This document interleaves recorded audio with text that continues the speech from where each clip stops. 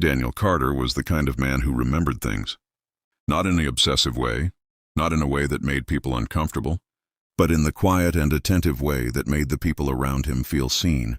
He remembered that his wife, Lauren, took her coffee with oat milk and exactly 1.5 sugars. He remembered that his best friend, Marcus, had a fear of open water that he'd never told anyone else about, confiding it one night after too many beers on a camping trip 7 years ago. He remembered anniversaries. Not just the big ones, but the small ones, and the day he and Lauren had their first real conversation at a graduate school orientation. The day Marcus had called him at 2 in the morning because his father had just died and Daniel had driven 40 minutes across the city without being asked. He remembered because the people in his life mattered to him, and remembering was one of the ways he showed it.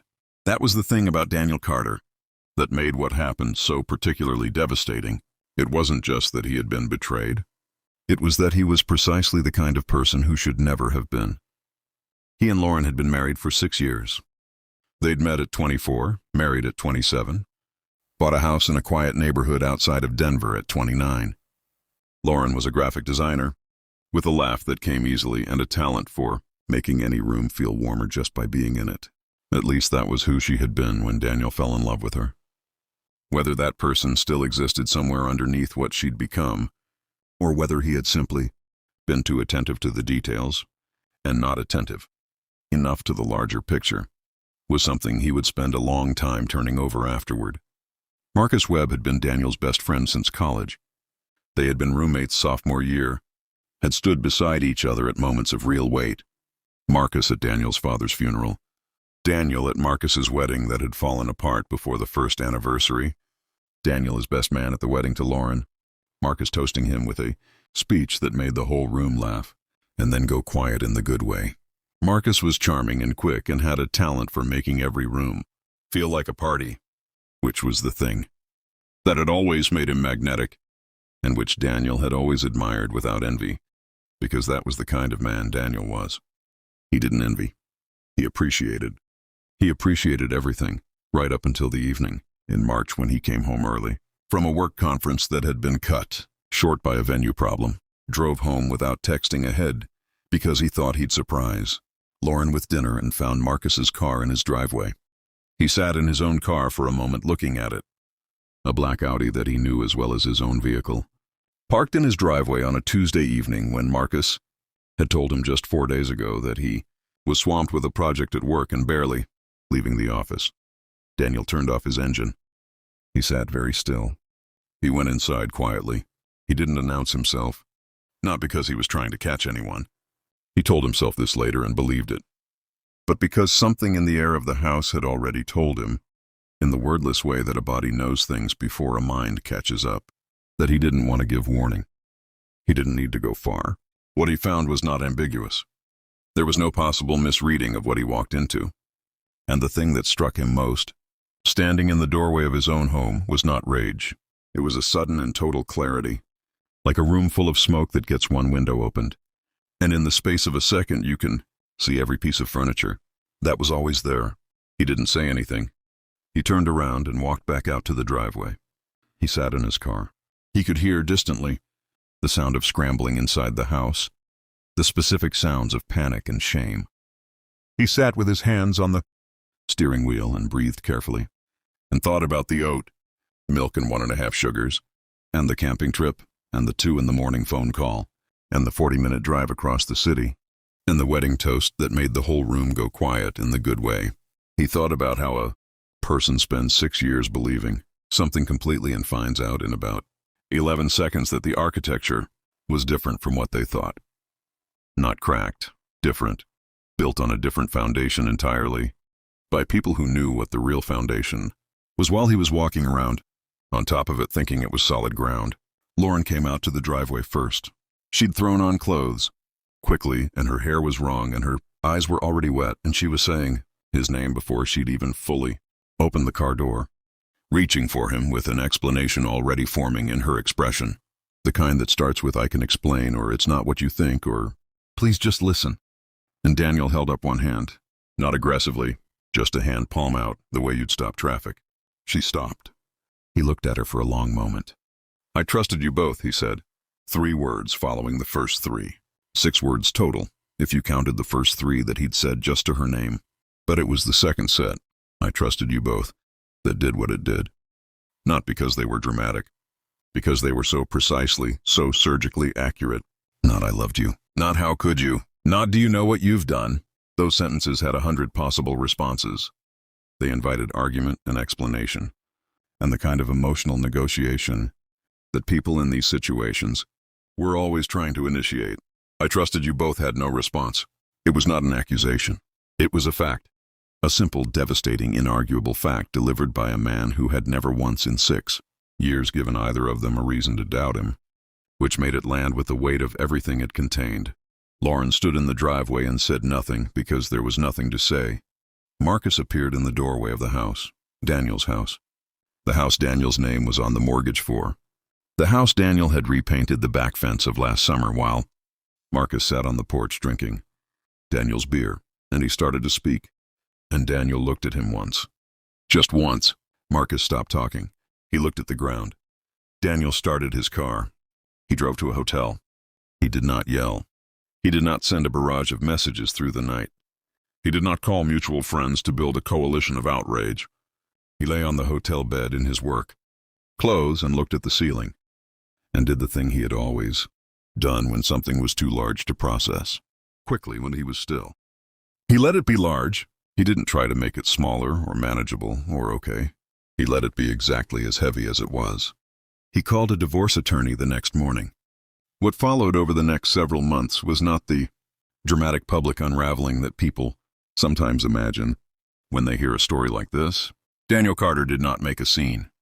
He did not post anything. He did not confront Marcus in a parking lot or call Lauren's mother or do any of the things that the anger in him might have justified.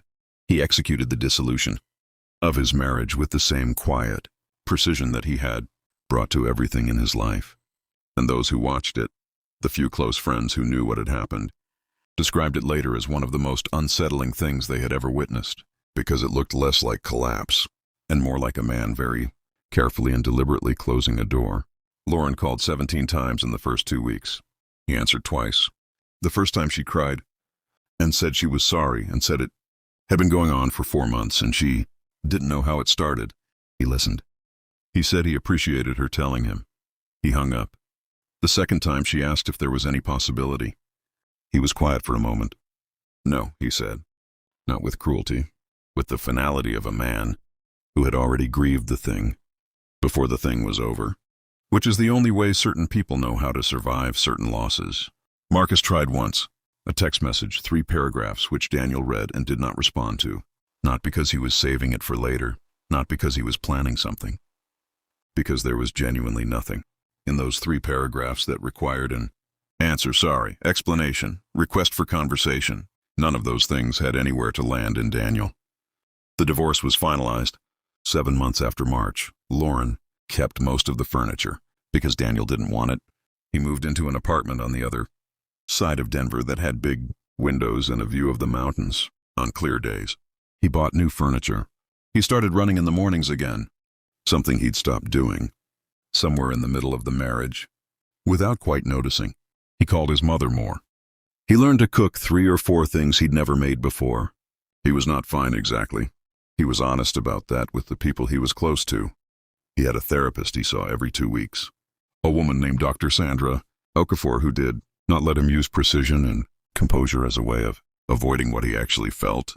He cried exactly once in her office, about 4 months out, not about Lauren and not about Marcus, but about something smaller, a memory of a camping trip where Marcus had admitted his fear of open water, and Daniel had just listened and not made it weird, and Marcus had said afterward, "I don't know why I told you that." And Daniel had said, "Because I'm your friend," and meant it completely. He cried about that, about the specific texture of what it meant to have trusted someone with the small, private fear and to have had that trust be the real thing while something else entirely was also true. That was what grief actually was. He understood, not the loss of what was bad, but the contamination of what had been good.